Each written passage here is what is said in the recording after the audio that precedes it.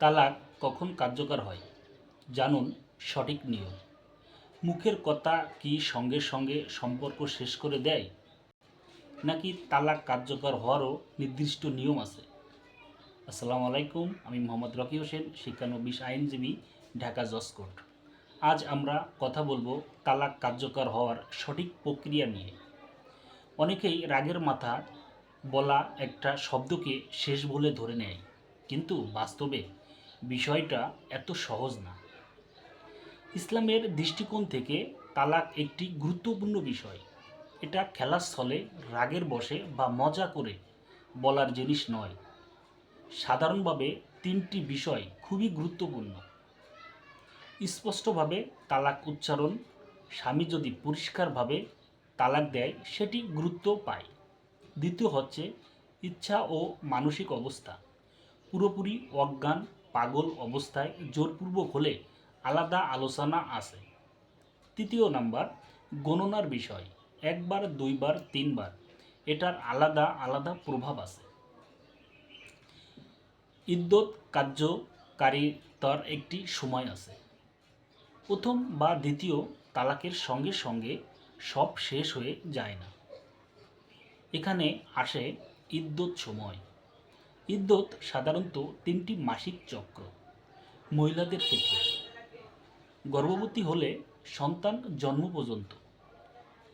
এই সময়ে স্বামী চাইলে স্ত্রীকে আবার ফিরিয়ে নিতে পারে নতুন বিয়ে ছাড়াই। এটাকে বলে রুজু। কখন পুরোপুরি কার্যকর হয়ে যায়? যদি ইদ্যত সময় পার হয়ে যায় আর স্বামী স্ত্রী পূর্ণ মিলন না করে, তাহলে তালাক কার্যকর ও সম্পূর্ণ হয়ে যায়। তখন তারা আলাদা ব্যক্তি হিসেবে গণ্য হবে। পুনরায় একসাথে থাকতে চাইলে নতুনভাবে বিয়ে করতে হবে। 3 তালাকের বিষয়, যদি 3 তালাক সম্পূর্ণ হয়ে যায় তাহলে বিষয়টি আরও জটিল হয়ে যায়। সরাসরি আবার বিয়ে করা যায় না, শরিয়ায় নির্দিষ্ট নিয়ম আছে। এটা নিয়ে আলেম বা বিশেষজ্ঞদের সাথে পরামর্শ করা খুবই জরুরি। আইনি বিষয় খুবই গুরুত্বপূর্ণ।